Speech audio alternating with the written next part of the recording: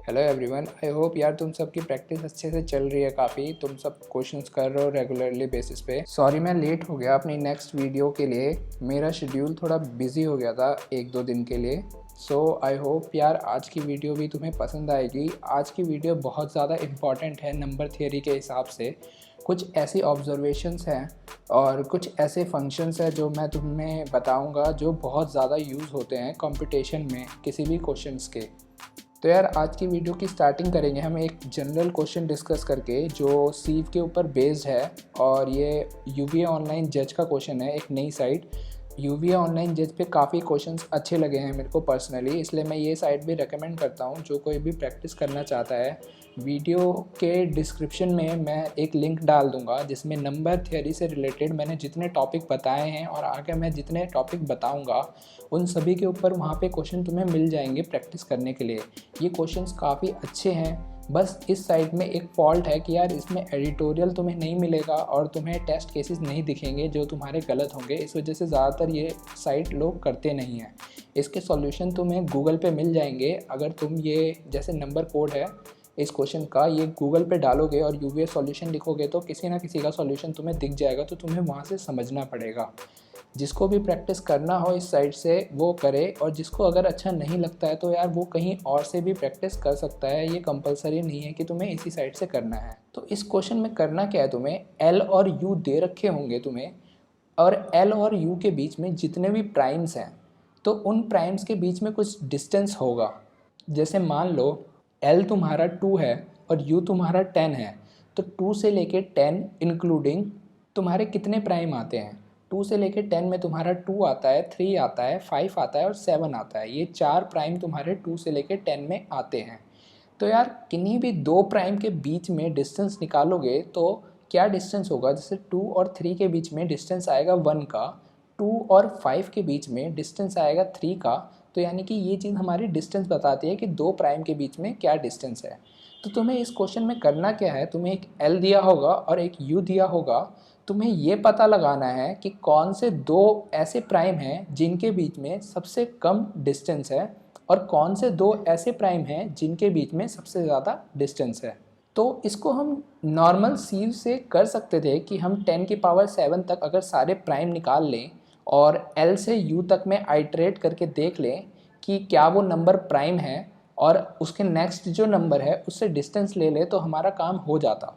But इसकी range 10⁻7 से बड़ी है तो हम सिंपल सीव से नहीं कर सकते इस क्वेश्चन को, क्योंकि 10⁻7 से बड़े नंबर हम स्टोर नहीं करा सकते कि वो प्राइम है कि नहीं है। 10⁻7 से बड़े नंबर्स को हम कैसे एफिशिएंटली पता लगा सकते हैं कि वो प्राइम है कि नहीं है, आज हम ये चीज़ सीखेंगे इस क्वेश्चन के थ्रू। तो इसमें ज़्यादा एक्सप्लेनेशन वाला पार्ट नहीं है, बस एक सिंपल सी ट्रिक है जो मैं डायरेक्ट कोडिंग पार्ट में ही बता देना चाहता हूँ, क्योंकि लॉजिकल इसमें ज़्यादा है नहीं। तुम्हें पता है कि बस यही पता करना है जनरली इसमें कि दो नंबर प्राइम है तो उनके बीच का डिस्टेंस लेना है, और जो डिस्टेंस सबसे कम आएगा तो वो दोनों नंबर पेयर तुम्हारे बनाएंगे और जो डिस्टेंस सबसे ज़्यादा आएगा वो दो नंबर तुम्हारे पेयर बनाएंगे। तो इस क्वेश्चन में लॉजिकली कुछ सोचने का था नहीं, बस एक सिंपल एल्गोरिदम है, सीव पे बेस्ड डायरेक्ट सीव का क्वेश्चन है, इसलिए इसमें मैं ज़्यादा डिटेल में एक्सप्लेन नहीं करूँगा। सिंपल इसका जब कोड हम डिस्कस करेंगे तो मैं वो मेथड बता दूंगा कि कैसे बड़े नंबर्स को हम चेक कर सकते हैं एक फंक्शन से कि वो प्राइम है कि नहीं है एफिशिएंटली। तो यार इस क्वेश्चन को करने के लिए हमें एक चीज़ बिल्कुल सेम रखनी है कि जैसे हमने सीव का फंक्शन देखा था पिछली बारी, वैसे ही हमने एक सीव का फंक्शन बना लिया, एक वेक्टर बना लिया प्राइम्स नाम करके, जिसमें हम सीव के फंक्शन को जब रन करेंगे तो जो जो हमारे प्राइम होंगे वो सारे प्राइम हम सेव कर लेंगे इस प्राइम वेक्टर में। और इस प्राइम हमें ये बताएगा कि कोई भी नंबर हमारा प्राइम है कि नहीं है, सिंपली जैसा हमने डिस्कस करा था पिछली वीडियो में। तो ये सीव फंक्शन हमारा रन करेगा और देख रहे हो कि मैंने सारे प्राइम्स जितने भी आई प्राइम थे वो प्राइम्स के अंदर पुशबैक करा दिए हैं। तो मेरे पास अब इस प्राइम वाले वेक्टर में सारे प्राइम प्रेजेंट हैं। तो यार अगर हमें कोई भी एक बड़े नंबर को देखना होगा कि वो प्राइम है कि नहीं है तो हम कैसे देखेंगे। तो यार मैंने एक बात कही थी फैक्टर वाली वीडियोस में कि अगर तुम्हें ये पता लगाना है कि किसी नंबर के कितने फैक्टर्स हैं तो तुम्हें सारे नंबर्स चेक नहीं करने पड़ते, तुम्हें square root of that number तक ही जाना होता है। तो अगर कोई तुम्हारा नंबर प्राइम है और तुम्हारा नंबर प्राइम है तो उसका कोई भी फैक्टर नहीं होना चाहिए उसके अलावा या 1 के अलावा। कोई भी फैक्टर में तुम बात करते हो, जैसे 24 ही हो गया तो उसके फैक्टर क्या हुए, उसके फैक्टर हुए 2, 4, 3, 8, ये सारे फैक्टर हुए। लेकिन एक बात तुम देखोगे कि अगर कोई नंबर 2 का फैक्टर नहीं है तो 2 से बनने वाले जितने नंबर हैं जैसे कि 4, 6, 8, 12, इन सब से का भी फैक्टर वो नहीं हो सकता, क्योंकि जो प्राइम का फैक्टर नहीं है तो वो प्राइम के मल्टीपल्स का फैक्टर कैसे हो सकता है। तो यही सिंपली हम इस एल्गोरिदम में करेंगे। हम क्या करेंगे, हम पहले सारे प्राइम्स एक जगह इकट्ठे कर लेंगे और सारे नंबर्स चेक करने की जगह हम सिंपल हर एक प्राइम को चेक करेंगे कि क्या वो नंबर अपने से छोटे प्राइम से डिविजिबल है कि नहीं है। अगर वो अपने से छोटे प्राइम से डिविजिबल नहीं होता तो ऑब्वियस सी बात है कि कोई भी फैक्टर जो उस प्राइम से बना हुआ है वो उससे भी डिवाइड नहीं होगा। ये हम इसलिए कर रहे हैं क्योंकि हमें पता है कि सीव एल्गोरिदम को निकालने के लिए अगर मान लो तुम्हारे रेंज आती है 10 की पावर 12 तक की, तो सीव एल्गोरिदम हम 10 की पावर 6 तक चला रहे हैं, या कि अंडर रूट n तक हमारी कॉम्प्लेक्सिटी आ रही है सीव एल्गोरिदम की। और फिर हम क्या कर रहे हैं, हम जनरली सारे प्राइम चेक कर रहे हैं। सारे प्राइम अगर तुम बात करोगे कि मान लो कि तुम्हें 1000 तक चेक करना होता, 1 से लेके 1000 तक नंबर्स हैं और तुम्हें ये चेक करना होता कि 1000 किन किन से डिविजिबल है, किन से नहीं डिविजिबल है। तो अगर हम सारे ऑड नंबर भी देखें, इवन नंबर हम इसलिए नहीं देख रहे कि मान लो कोई नंबर 2 से डिविजिबल नहीं है तो किसी भी इवन नंबर से डिविजिबल नहीं होगा, तो हम कहते हैं कि हम ऑड से चेक कर सकते थे। तो ऑड से अगर हम चेक करते तो 1000 तक 500 ऑड नंबर्स आते हैं। लेकिन अगर हम इसको और एफिशिएंट बनाएं तो 1000 तक सिंपल कितने प्राइम्स आते हैं हम सिंपल उन्हीं से चेक कर दे तो वो घट के 500 से 168 प्राइम्स हो जाते हैं। यानी कि तुम देख रहे हो कि हमारा ये प्राइम जो वेक्टर है इसमें बहुत कम एलिमेंट्स हैं जिनसे तुम्हें n को कंपेयर करना है। यानी कि हमारे इस फंक्शन की इस प्राइम कोई नंबर प्राइम है कि नहीं है, इसकी कॉम्प्लेक्सिटी क्या हो जाती है, वो हो जाती है root n divided by log of root n। तो मान लो इस फंक्शन में मैंने कोई नंबर भेजा जो कि 10 की पावर 10 तक का है, तो मैं सिंपली चेक करूँगा क्या वो नंबर 10 की पावर 6 से छोटा या इक्वल है। अब ये चीज़ मैं इसलिए चेक कर रहा हूँ क्योंकि 10 की पावर 6 तक तो हमने हर एक नंबर का निकाल रखा है इस प्राइम वाले पूल वेक्टर में कि वो नंबर प्राइम है कि नहीं है। तो अगर वो 10 की पावर 6 से छोटा होगा तो हम डायरेक्टली रिटर्न कर देंगे इस प्राइम। अगर ये ट्रू होगा तो ये फंक्शन ट्रू रिटर्न करेगा कि हाँ वो नंबर प्राइम है, अगर ये फॉल्स होगा तो ये फंक्शन रिटर्न करेगा वो फॉल्स है। लेकिन मान लो अगर वो 10 की पावर 6 से बड़ा होता है तो हम क्या करेंगे, तो हम सारे प्राइम्स एक एक करके चेक करेंगे। कब तक, जब तक एक prime number square root of n से छोटा या इक्वल है। क्यों ऐसा, क्योंकि कोई भी प्राइम n का फैक्टर बस स्क्वायर रूट तक ही हो सकता है। सेम लॉजिक जिससे हमने फैक्टर निकाला था। तो आई होप ये क्लियर होगा सबको। तो अगर कभी भी हमारा ऐसी कंडीशन बनती है कि हमारा prime square root of n से बड़ा हो जाता है और अब तक ये हमारा फंक्शन रन कर रहा है, यानी कि इसे कोई भी ऐसा प्राइम नहीं मिला है अब तक जो कि n का फैक्टर है, तो हम रिटर्न ट्रू करवा देंगे।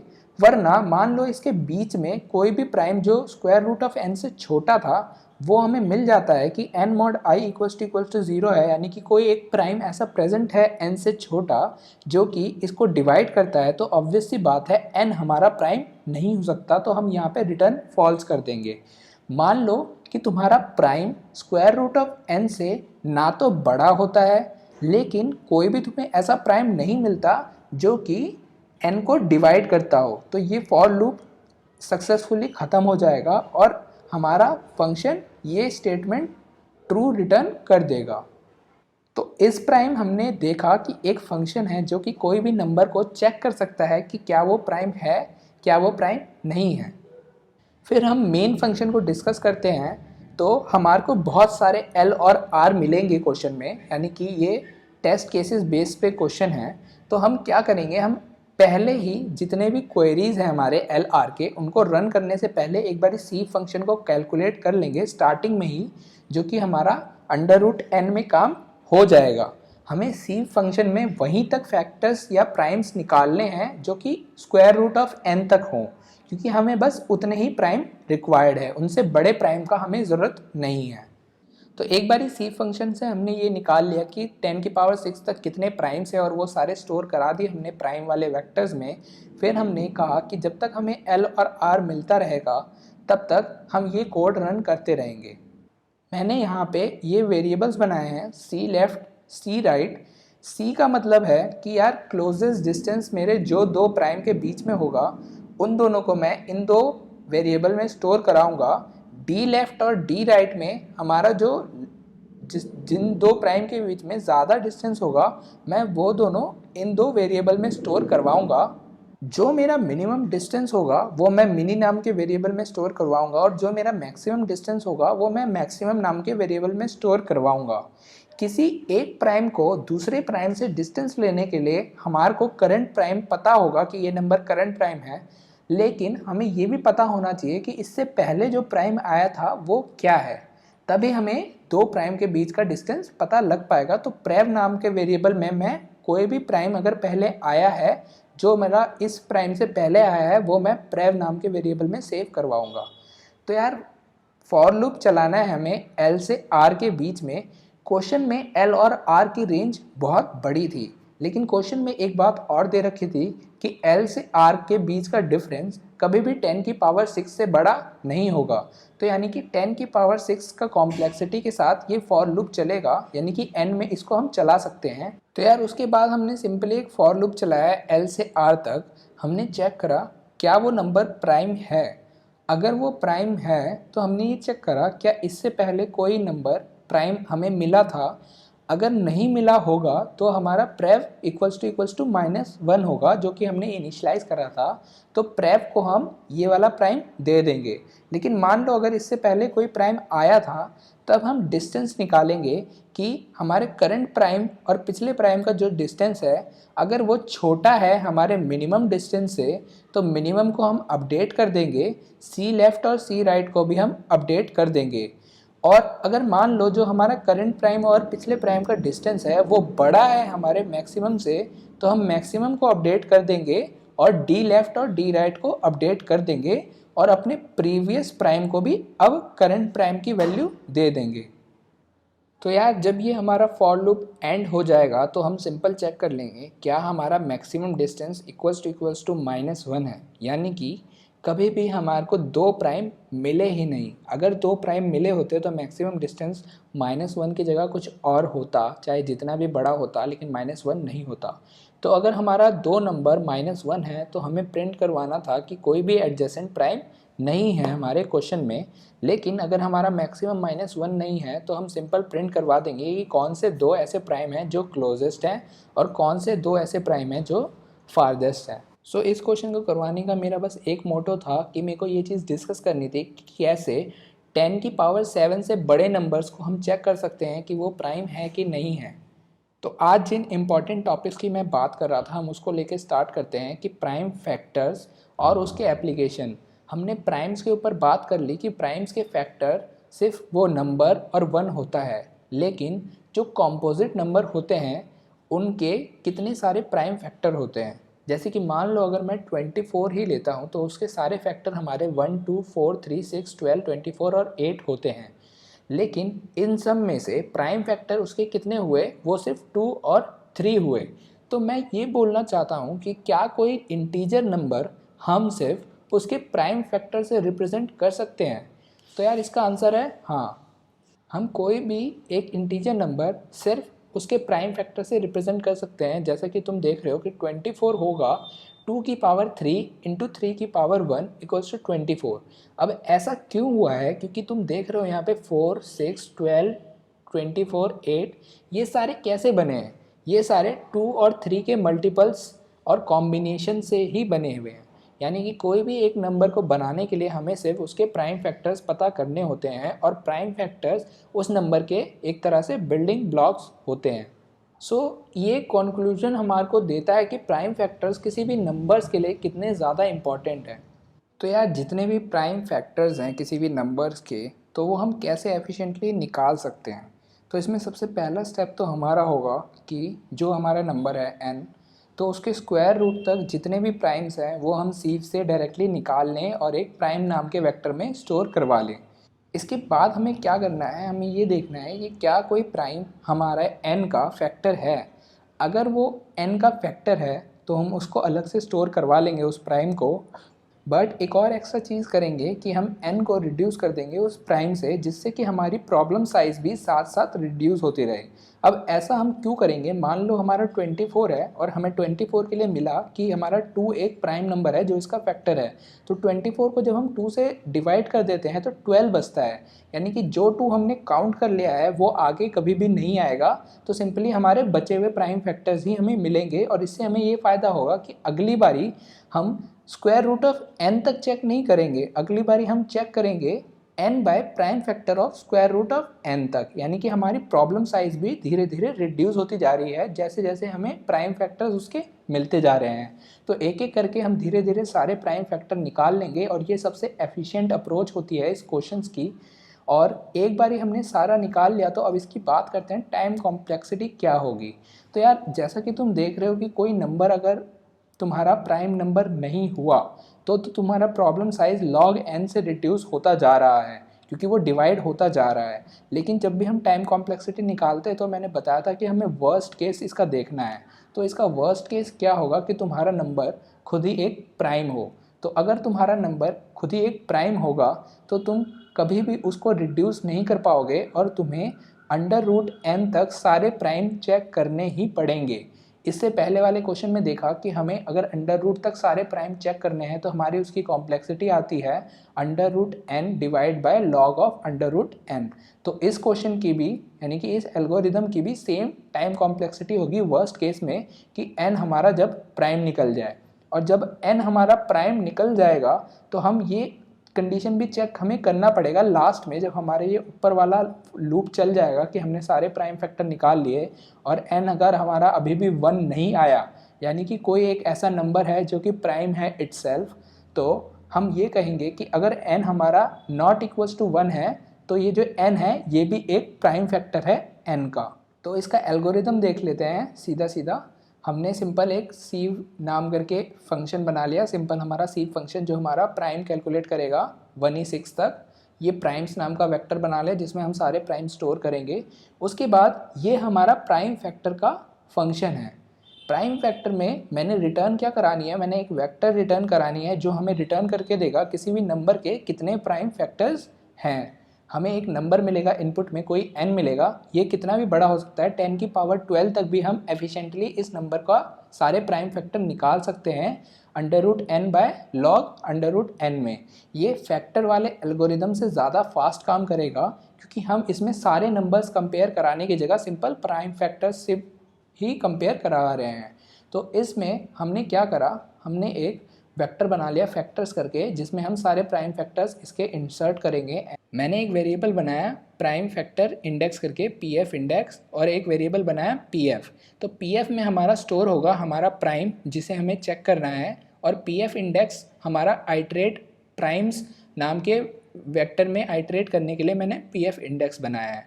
तो इसको इनिशियलाइज कर दिया 0 से, तो पहला प्राइम अभी pf के अंदर जाएगा। हमें लूप में क्या चलाना है बेसिकली कि जब तक हमारा प्राइम का square less than equals to n है, यानी कि जब तक हमारा prime factor less than equals to under root n है तब तक हम ये लूप चलाते जाएंगे। जब इससे बड़ा प्राइम फैक्टर हो जाएगा तो ऑब्वियस सी बात है वो हमारा कवर नहीं होगा।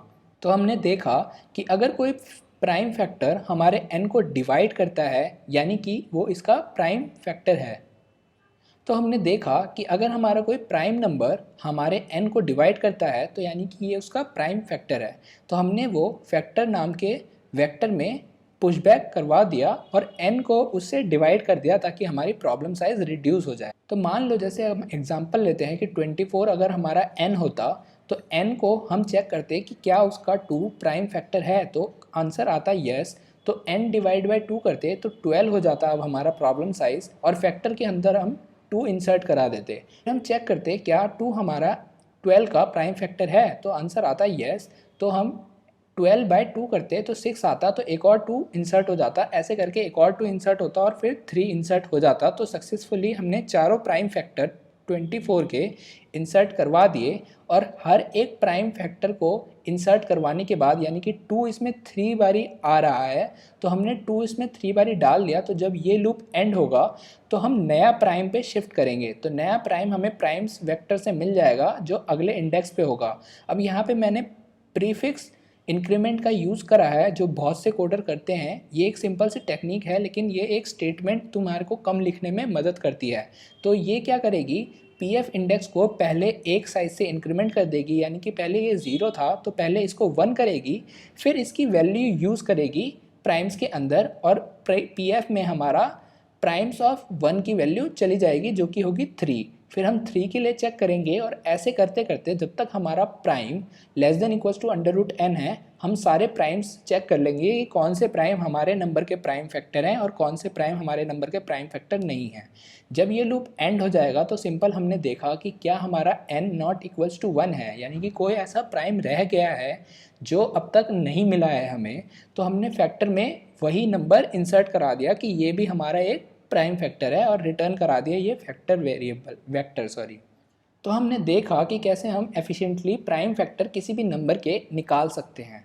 लेकिन मैं ए प्राइम फैक्टर क्यों पढ़ा रहा हूँ, क्यों निकालना सिखा रहा हूँ कि एफिशिएंटली कैसे करा सकते हैं, तो इसकी इम्पॉर्टेंस मैं एक एग्जांपल के थ्रू तुम्हें देना चाहता हूँ कि मान लो तुम्हारे पास कोई एक ऐसा नंबर आया 10⁻12 का और तुम्हें इस पर कुछ कॉम्पिटिशन करने हैं। तो जैसा कि तुम्हें पता है कि 10⁻12 बहुत बड़ा नंबर है, अगर तुम मल्टीप्लिकेशन जैसी कंप्यूटेशन इसमें करोगे तो काफ़ी हेक्टिक हो जाएगा और बहुत लॉन्ग तुम्हारा C++ में तो उसको स्टोर भी नहीं करवा पाता। तुम बिग इंटीजर क्लास का यूज़ कर सकते हो अगर तुम जावा यूज़ करते हो, या C++ में तुम CPP इंट नाम करके एक डेटा टाइप आता है, इसके बारे में पढ़ना, ये एक नई चीज़ है, तो उसका भी तुम यूज़ कर सकते हो। लेकिन ये दोनों काफ़ी स्लो होते हैं तो हम चीज़ें नहीं कंप्यूट कर पाते। जैसे कि मान लो मैं ये क्वेश्चन लेता हूँ कि क्या तुम्हारा m डिवाइड करता है n फैक्टोरियल को, जिसमें तुम्हारा n और m की साइज़ 10⁻6 है। तो अब तुम सोचोगे यार n फैक्टोरियल तुम्हारा ऐसे ही बहुत बड़ा आ जाता है, अगर मैं तुम्हें 20 के ऊपर का भी कोई वैल्यू दे दूँ तो उसका फैक्टोरियल निकालोगे तो वो बहुत बड़ा हो जाएगा। नॉर्मल C++ में लॉन्ग इंट में वो नहीं आ पाएगा। 20 फैक्टोरियल तक तुम लॉन्ग इंट में स्टोर करवा सकते हो, उससे बड़े नहीं करवा सकते। तुम बिग इंटीजर का यूज़ कर लोगे जावा में, या CPP इंट का यूज़ कर लोगे C++ में, जिससे तुम 100 फैक्टोरियल भी निकाल सकते हो या उससे बड़े भी। लेकिन ये इतने स्लो हैं और जैसे जैसे नंबर बढ़ता जाएगा ये एक्यूरेसी लूज़ करते जाते हैं।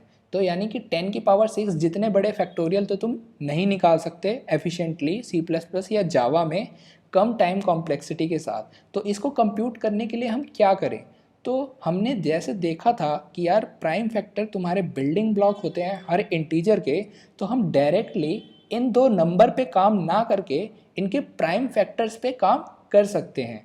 अब कैसे प्राइम फैक्टर्स पे काम कर सकते हैं, तो अगर मान लो मैं m के सारे प्राइम फैक्टर्स निकाल लूँ और n फैक्टोरियल के सारे प्राइम फैक्टर्स निकाल लूँ तो मैं उनसे क्या पता लगा सकता हूँ। तो मान लो अगर मेरा n 6 होता तो 6 फैक्टोरियल 2 × 3 × 4 × 5 × 6 है, तो प्राइम फैक्टर के रूप में मैं अगर इसको रिप्रेजेंट करता हूँ तो वो 2⁻4 × 3⁻2 × 5 ये हमारे सारे प्राइम फैक्टर्स आते हैं। और वो कितनी बारी आते हैं वो पावर फॉर्म में मैंने रिप्रेजेंट करी है। एक केस में लेता हूँ जब मेरा m1 = 9 है यानी कि 3⁻2 है।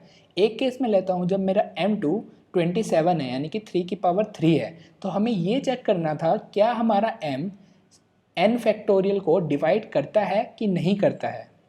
तो मैं ये बात कहता हूँ तुम्हें कि m1 हमारा 6 फैक्टोरियल को डिवाइड करता है, क्योंकि 3⁻2 यहाँ पे भी प्रेजेंट है और 3⁻2 यहाँ पे भी प्रेजेंट है, यानी कि ये नंबर इस फैक्टोरियल का एक प्राइम फैक्टर हो सकता है। मतलब कि यानी कि ये नंबर इस फैक्टोरियल को डिवाइड कर देगा, क्योंकि दोनों में सेम प्राइम फैक्टर प्रेजेंट है जो कि दोनों के ही फैक्टर्स हैं।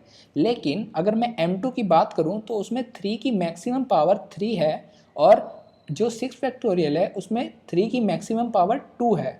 तो अगर हमारा कोई भी नंबर ऐसा आ जाए जिसके प्राइम फैक्टर में कोई भी पावर ऐसी है जो कि फैक्टोरियल में छोटी है, यानी कि यहाँ पे तुम देख रहे हो कि m में 3 की पावर ज़्यादा बड़ी है बजाय 6 फैक्टोरियल के, तो m2 हमारा कभी भी डिवाइड नहीं कर सकता 6 फैक्टोरियल को। तुम्हारी सारी प्राइम की पावर्स जो m में है वो छोटी या इक्वल होनी चाहिए जो 6 फैक्टोरियल में प्रेजेंट होगी, यानी कि n फैक्टोरियल में प्रेजेंट होगी, तभी तुम उस चीज़ को डिवाइड कर सकते हो, वरना तुम उस चीज़ को डिवाइड नहीं कर सकते। तो इससे हमें पता चला यार, इतने बड़े कॉम्प्लेक्स नंबर को निकालने की जगह हम सिंपल अगर उसके प्राइम फैक्टर्स पे बात करें तो हम एक बड़ी प्रॉब्लम को सॉल्व कर सकते हैं छोटी कंप्यूटेशन वैल्यूज़ के साथ। तो ये क्वेश्चन मेरा प्रोग्रामेटिकली बताने का मतलब नहीं था, मैं तुम्हें बस जनरली प्राइम फैक्टर्स की इंपॉर्टेंस बताना चाहता था कि ऐसे बहुत सारे क्वेश्चंस आते हैं जिसमें तुम्हें डायरेक्टली प्राइम फैक्टर्स पे काम नहीं करना होता है। नंबर थ्योरी टॉपिक ही ऐसा है जिसमें क्वेश्चंस डायरेक्टली तुम्हें किसी एक टॉपिक पे नहीं पूछते, लेकिन उनके यूज़ से तुम छोटी छोटी प्रॉब्लम सॉल्व करते हो और एक बड़े सॉल्यूशन पे आते हो।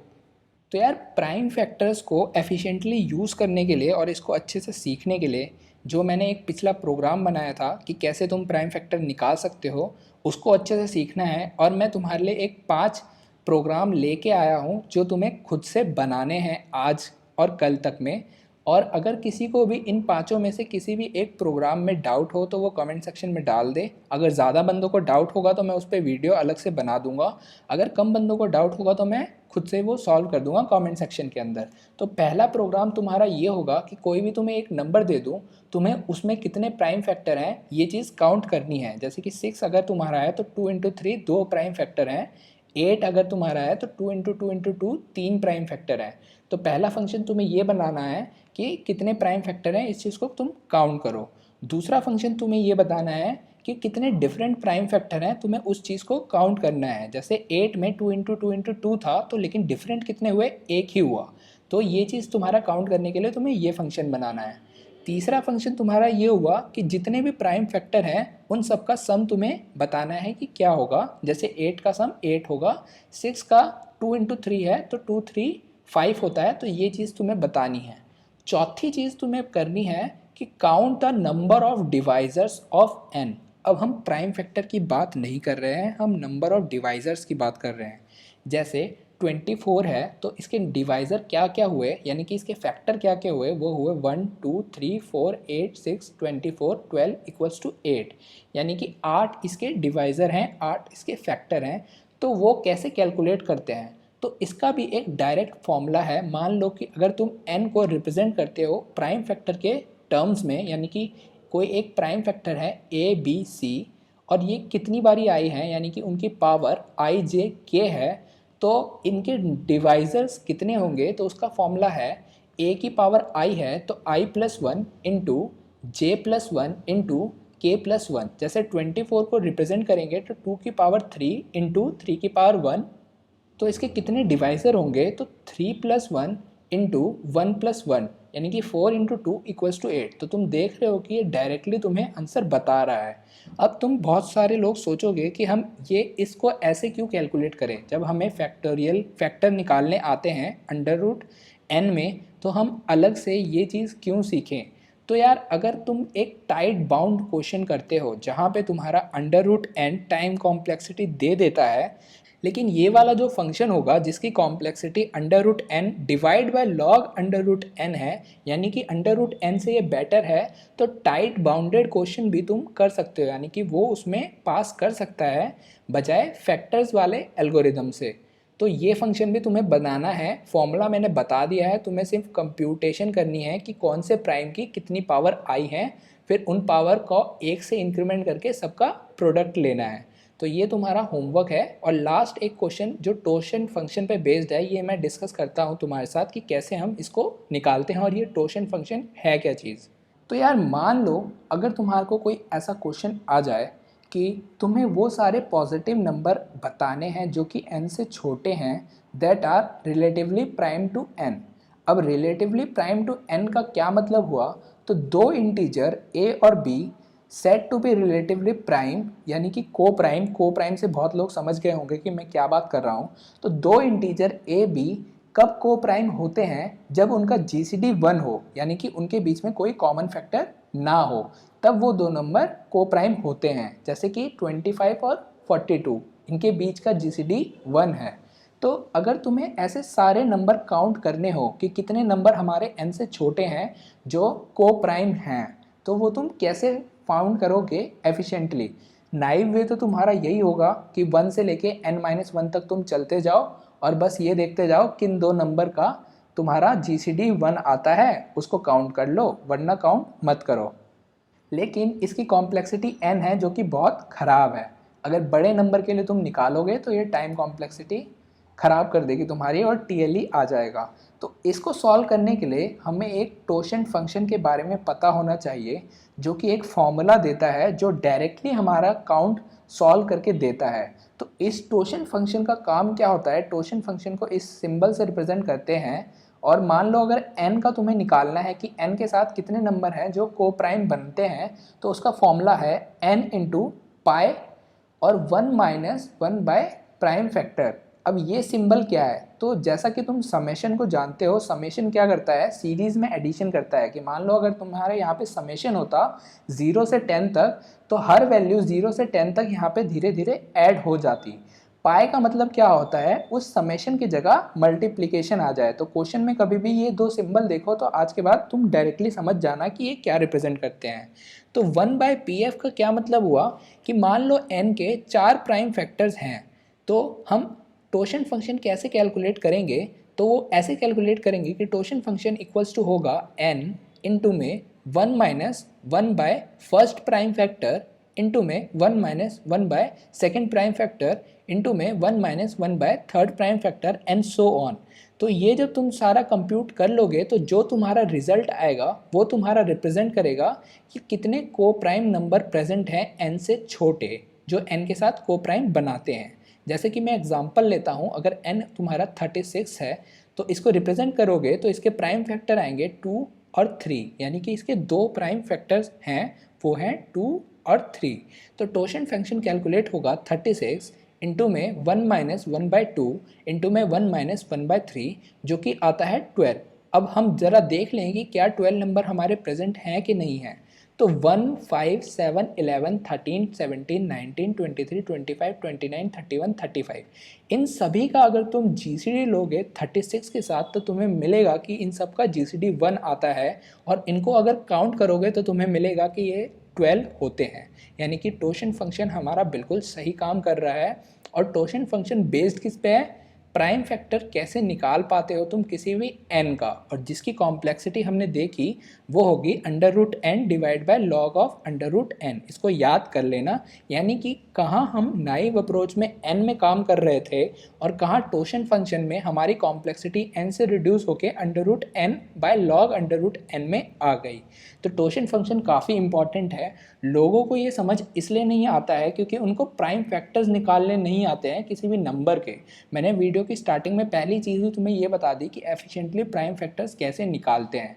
तो आओ ज़रा टोशन फंक्शन का कोड भी देख लेते हैं। तो मैंने ये टोशन फंक्शन बनाया हुआ है, इसको यूलर फाई से रिप्रेजेंट करते हैं इस सिंबल को। तो टोशन फंक्शन का नाम मैंने यूलर फाई रखा हुआ है, जो कि एक लॉन्ग इंट रिटर्न करेगा कि जितने भी काउंट होंगे वो मेरे कितने भी बड़े हो सकते हैं।